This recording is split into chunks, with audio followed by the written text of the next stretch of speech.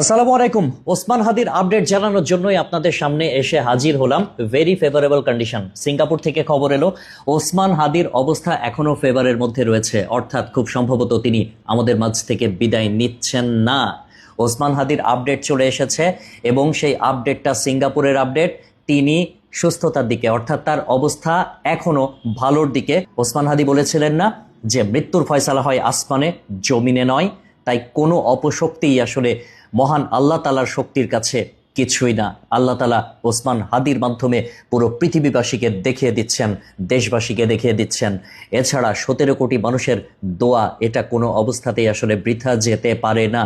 বাংলার প্রত্যেকটা মজলুম মানুষ, প্রত্যেকটা মানুষ যে যার জায়গা থেকে ওসমান হাদির জন্য দোয়া করছে।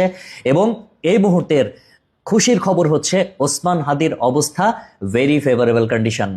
সো আমরা যেভাবে দোয়া করছি ওসমান হাদির জন্য, আমাদের এই দোয়াটা অব্যাহত থাকবে এবং আমরা আশা করব ওসমান হাদি আবারও আমাদের মাঝে সুস্থ হয়ে ফিরে আসবেন ইনশাআল্লাহ।